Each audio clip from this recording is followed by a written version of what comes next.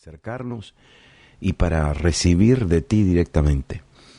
Tu palabra es espíritu, tu palabra es vida.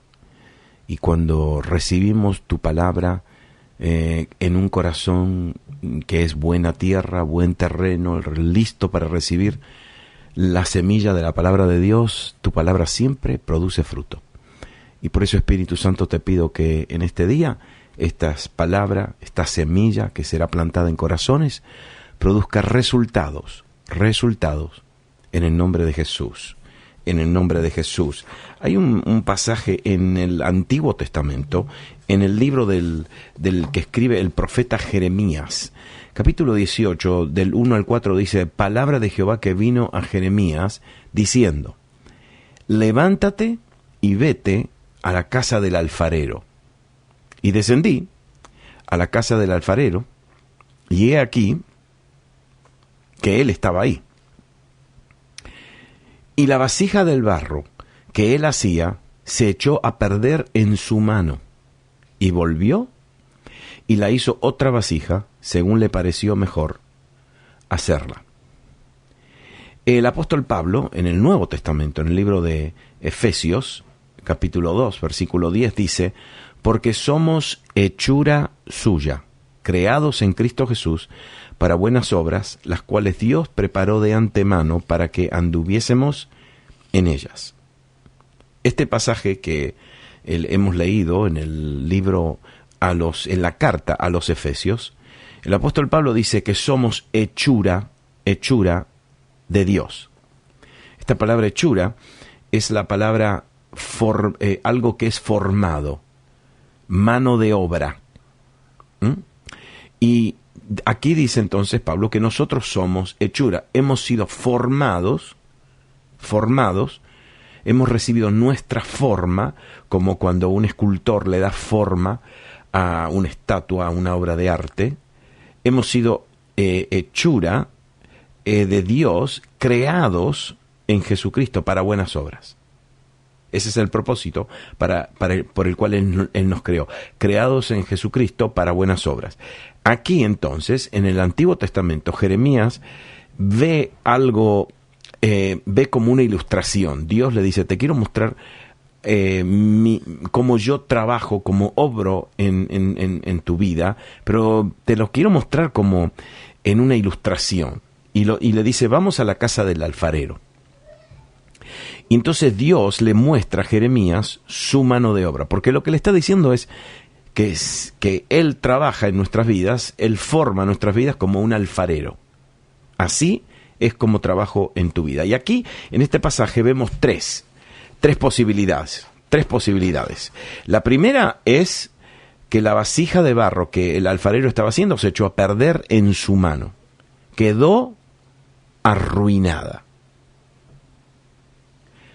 Mire, Dios aquí no le está mostrando a Jeremías de cómo Él hace un vaso de barro. Aquí Él está mostrando cómo Dios forma nuestras vidas. Y aquí entonces le está mostrando una vida que es arruinada, se arruina en su mano. La primera posibilidad. La segunda posibilidad que vemos aquí es que Dios entonces, al verla arruinada, volvió y la hizo otra vasija. Otra, como que hizo una vasija distinta, otra. Como que hizo una vasija, la primera era como la original, pero como se arruinó, entonces como que podemos entender en este pasaje que posiblemente Dios produce una vasija de segunda clase. Pero mire la tercera posibilidad en este pasaje. Dice que el alfarero estaba haciendo el vaso, se arruinó en su mano, y volvió a hacer otra vasija, pero escúcheme bien, dice, según le pareció mejor hacerla. Aquí no está haciendo una vasija arruinada que la arregla, la remienda. Aquí no está haciendo una vasija que después que se arruinó hace otra vasija de segunda clase. No. Aquí, en este pasaje, Dios le dice: yo hago una vasija que se arruinó, pero la vuelvo a hacer según me parece mejor hacerla. Es decir, después que un vaso se arruina, Él produce la mejor obra. Y yo, para ilustrarle esto, quiero mostrarle cómo Dios hace esto. Porque Dios, en la Biblia, nos muestra una historia larga de cómo Él hace vasos de nuevo. La tierra. En Génesis 1 dice que la tierra estaba desordenada y vacía, y las tinieblas estaban sobre la faz del abismo, y el Espíritu de Dios se movía sobre las aguas. Génesis 1:2. Pero Génesis 1:31 dice, y vio Dios todo lo que había hecho, y aquí que era bueno en gran manera, y fue la tarde y la mañana del día sexto. Dios es un alfarero. ¿Saben lo que hizo? Trabajó con una masa de barro sin fondo, la tierra, distorsionada. La trabajó hasta que al final del sexto día Dios la miró y dijo, esta creación me deleita. Después viene Adán y viene Abel. Adán fue el hombre que lo desobedeció. La mujer, Eva. Y a la mujer le dice, multiplicaré en grande manera los dolores en tus preñeces, con dolor darás a luz los hijos, y tu deseo será para tu marido, y él se enseñoreará de ti. Al hombre le dijo, por cuanto obedeciste a la voz de tu mujer y comiste del árbol de que te mandé diciendo, no comerás de él, maldita será la tierra por tu causa, con dolor comerás de ella todos los días de tu vida, espinos y cardos te producirá y comerás plantas del campo. Pero escúcheme bien, de un hombre desobediente y una mujer desobediente, Dios produce un hijo llamado Abel. ¿Y Abel qué? Abel era un adorador, y cuando tuvo que ir a ofrendarle a Dios en un sacrificio, le trajo lo mejor, y Dios se deleitó por el sacrificio, la ofrenda de Abel. Ve, de Adán que se arruinó, a Eva que se arruinó, Dios produce un Abel. Dios produce un Abraham que lo obedeció. Abraham es el padre de la fe. Pero después Dios de Abraham produce un Jacob, su hijo Jacob. Y el nombre Jacob significa engañador, tramposo. Pero de un Jacob, de un engañador, de un tramposo, Dios entonces, ¿qué hace? Trabaja en la vida de Jacob para producir un hombre llamado Israel. Le cambia el nombre. Israel significa príncipe de Dios.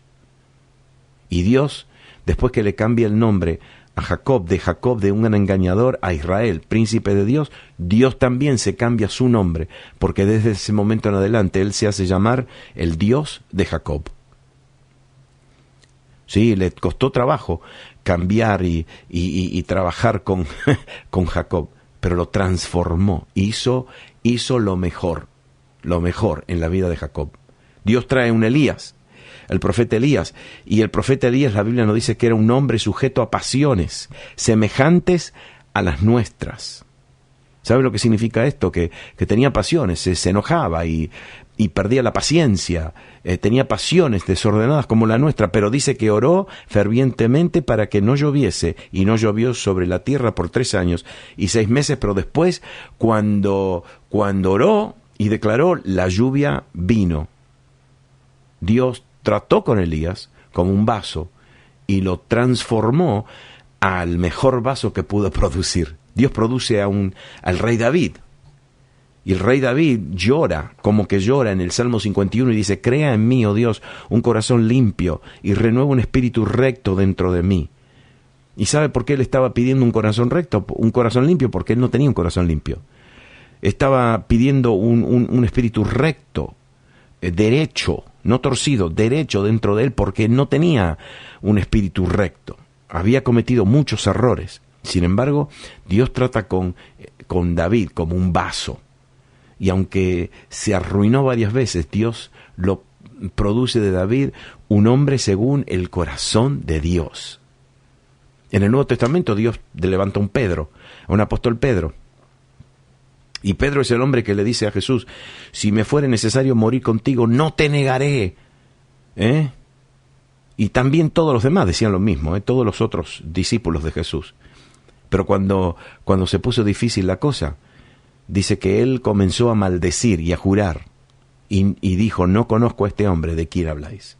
Empezó a maldecir y a jurar. Maldecir es una palabra fuerte. Es básicamente maldecir con maldiciones, con malas palabras, horribles. y a jurar, y juraba diciendo, no conozco a este hombre, no conozco a ese Jesús. Pero el Señor trabajó y formó a Pedro de tal manera que le dijo, cuando tú vuelvas de esta crisis, vas a fortalecer a tus hermanos. En el Nuevo Testamento hay un muchacho que se llama Juan Marcos. Juan Marcos. No se olviden de este muchacho, Juan Marcos. Y en Hechos 13 dice que llegados a Salamina, anunciaban la palabra de Dios en las sinagogas de los judíos, y tenían también a Juan Marcos de ayudante, era un ayudante de Pablo. Pero dice, habiendo zarpado de Pafos, Pablo y sus compañeros arribaron a Perge de Panfilia, pero Juan, apartándose de ellos, volvió a Jerusalén. El viaje se estaba haciendo muy difícil.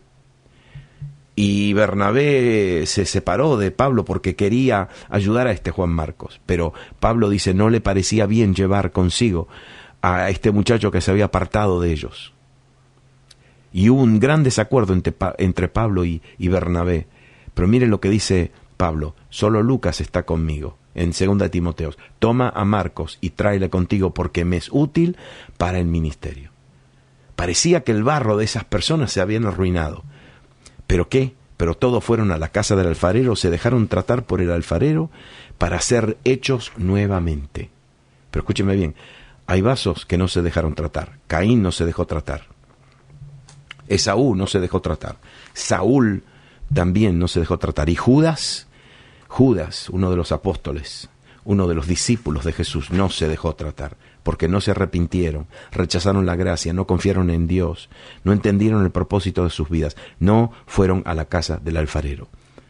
Por eso este pasaje termina diciendo, somos hechura de Él, creados en Cristo Jesús para buenas obras, las cuales Dios preparó de antemano, sabiendo Dios que seríamos barro arruinado, que íbamos a desobedecer, pero Dios dice que somos hechura de Él, nos creó también para buenas obras. Dios es el Dios de gracia.